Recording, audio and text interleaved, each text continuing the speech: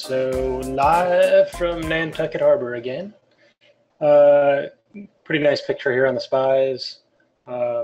After the uptrend day and the close above 244.50, we just had a tight range day yesterday. Right at the end of the day, there was some selling and some after-hour selling. I think I heard or saw a blurb. Actually, I think my dad said to me, who was in Nantucket also, that it was Trump said something about pulling out of NAFTA or Cuba, and I just listened politely. I said, oh, that's interesting. But here we are this morning above, right back above 244.50, and coming into the resistance from yesterday, 245, right there. So we have 245 as a key level, and above that 245.5. 244.50 is our first support, and then 244.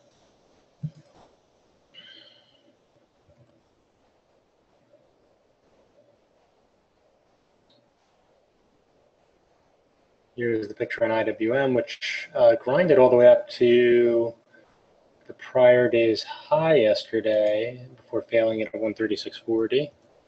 And we were looking, I think, at the 136 level yesterday to see if it would fail there in the open. It actually broke through, came back down, supported it, popped, and then in the after hours it drifted below. But it looks like 136 may now be support. Now remember, 136 was the low from this first down move a couple weeks ago now, and we bounced back, and we got crushed through that by about $1.50. So it looks like this is going to be support again.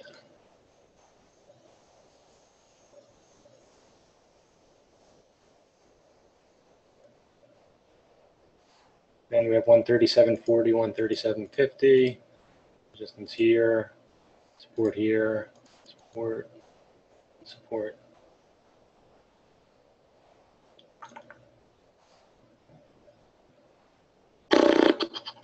All right, so we got a long list of retailers and brands this morning. I'm going to start it with DLTR, which Dollar Tree. If you go on the daily on this one, after having a huge run, there it is. So 2011 to 2015 had a huge run, tried to roll over, made a new high in the 90s, and then since then, basically in a large consolidation. So we look at it, the high from 2015. So now we're about two plus years from that high there in the mid 80s. We've come down to the mid 60s a few times, even rolled through the mid 60s in that October 2015 sell-off.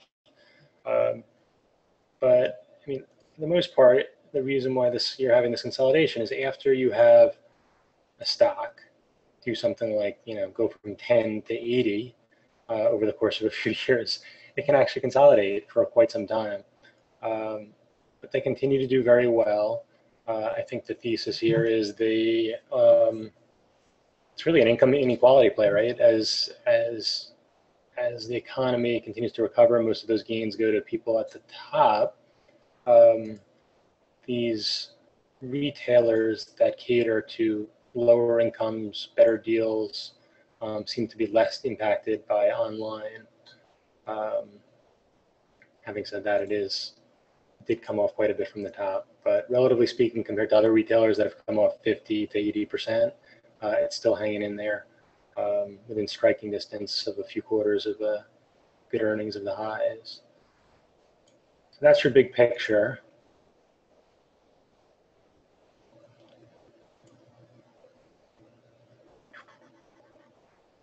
When we look at this on the daily before we zoom in, you can see it had topped out here back in the spring in the low 80s, rolled over to the mid 70s, popped back up again to $80, and then they crushed it to the mid 60s again, kind of the bottom of the multi-year consolidation. Looks like this morning we're going to gap it up into there.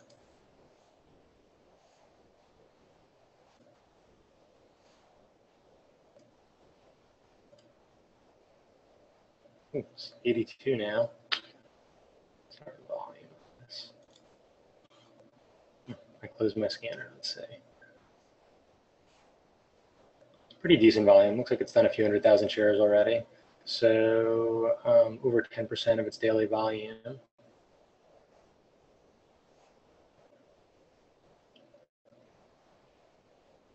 And so topped out here at 81.25. Earlier this morning, now it's 82.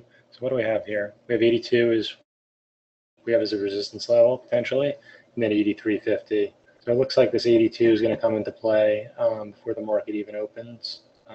We can use that as an area in these situations like this, where it's quite a bit up, quite a lot, up over 10% now. Like to see a little bit of profit taking on the open. You can judge the strength of this thing by how much it pulls back on the open. $80 would not be unreasonable for a dropout closer to $80. And then we'll see how much it bounces. But right now we're putting in a pre-market high to trade against when the market opens. ANF. So ANF, a much different beast. This one is a clothing retail and has just been obliterated the last few years. They actually tried to sell themselves and they couldn't get a buyer. Remember we looked at it last time, was on this gap down, and we talked about, would it go down to 10, would it bounce from there?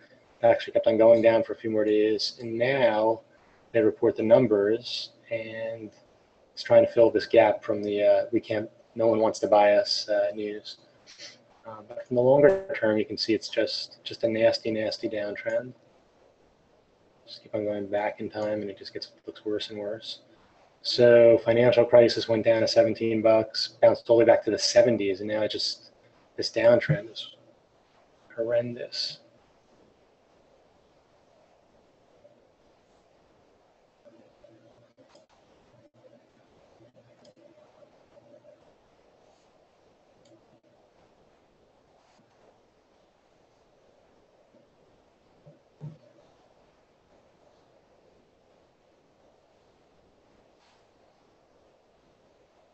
All right, so topped up here at around 11.5. Now trying to hold below 11. So pre-market, the sellers have taken a bit of control. What do I have on the sheet? 10, 20, 10, 50. All right, so we don't really have any support until down here.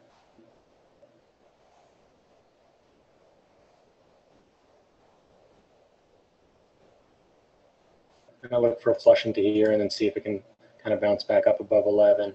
Any type of consolidation above $11 today that breaks to the upside, there's probably a nice long play there, and you kind of want to do it in relation to the gap down and they couldn't get themselves sold. I mean, it's interesting they couldn't get themselves sold and then they reported good numbers. A lot of times you can't get yourself sold and then you report bad numbers. So yeah, I mean, it's $12. It's definitely within the realm of possibility. It can fill this gap here from July 7th. We'll just have to see how it behaves on the open when the volume really starts to pile in. GES.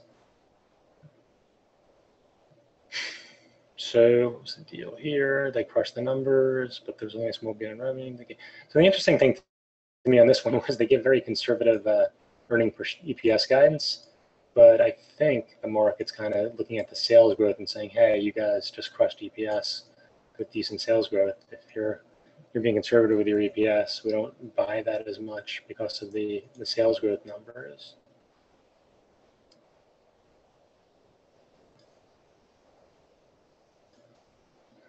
So here's the downtrend.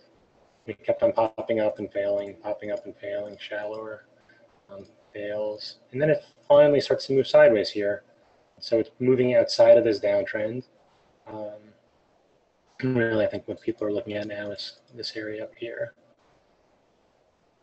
1570, 16. Did I put it on there? I put 15.5 and 16 as potential resistance.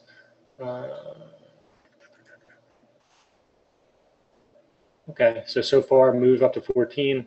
It's holding up here, right on the open. Takes out the pre-market high above 1430. You can look for some momentum to the upside, and then drop out here. First spot to look as 14. More conservative area would be for a pullback into here. But you want to watch this at 14. Have alerts at 14, 1390. See if it's shallow, and then gets back above 14. And that's because it's a ways away from that. I'm sorry. I'm thinking back to my, thinking back to ANF.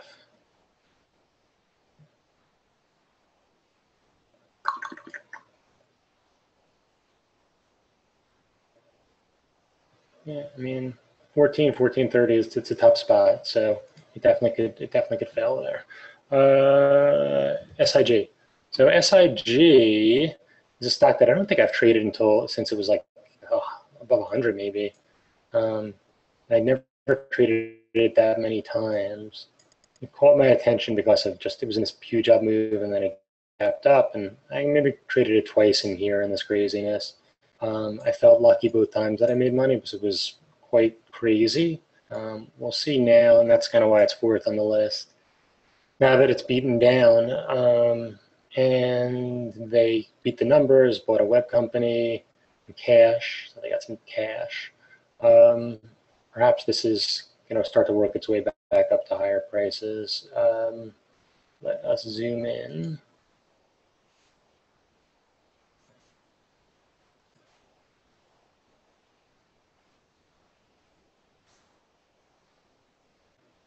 So it's gapping above 60. What did I put on above 60 here? 61.5, 62. So it's already there in the pre-market. It looks like it actually went higher.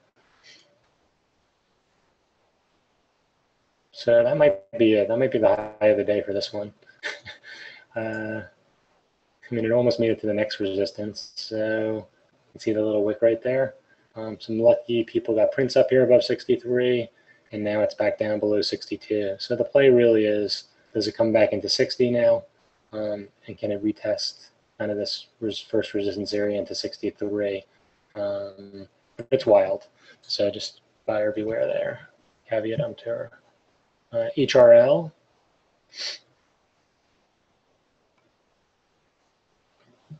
So HRL, they give a warning. They lower their guidance 5%. Let's take a look at the daily to put this in context.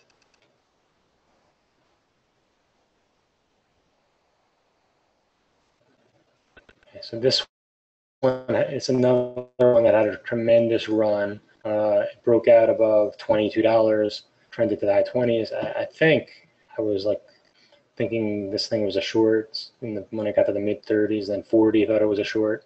Went all the way to $45 and then started to trend down. I mean, this was just, and again, the reason you think it's a short is it's the idea of, you have a nice steady trend and it starts to go vertical. It really was, starting to go vertical here. And 40 worked as a short. It came off like $3 and then it busted through. Sometimes the better short is you see this pull back, it makes the new high, then it comes down and it actually starts to hold below the prior high, especially when it's a number like a whole number divisible by 10 like $40 is. You can see even again it gapped up to 40, people sold it there, and it's been sellers in control ever since. And now it's gapping down to below this 32 support, so this area down here is in play. Even though the warning was 5% and it wasn't that severe. So right now it's down like $3, which is almost, it's like, I don't know, 8% or something, 9%. So it's down a lot more than its warning.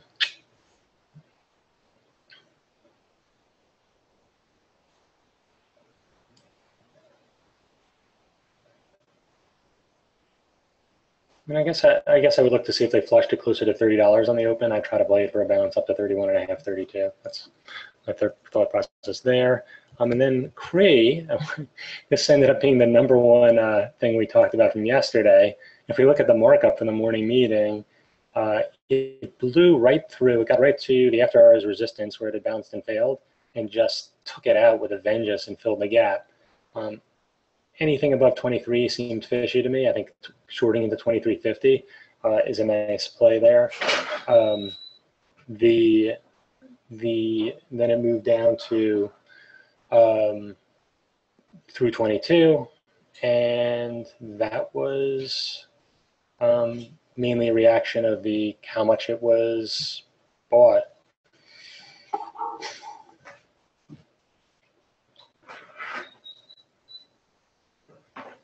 So looking at it for today, 22.5, 23 resistance, 2180 support.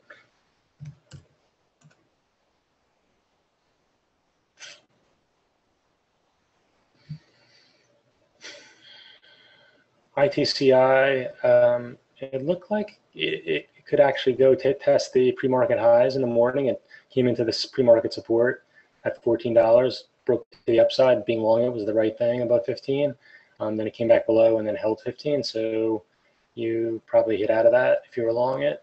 But then the rest of the day, really just spent time between 1420 and 1460 being accumulated. So, if you look to play the break today out of this tight consolidation to the upside, if you buy it above 1465, then you've got to probably deal with $15 first. But if you're in early and it starts to hold above 15, you're in a position of strength. And of course, if it's below $14, you would like to be shorted.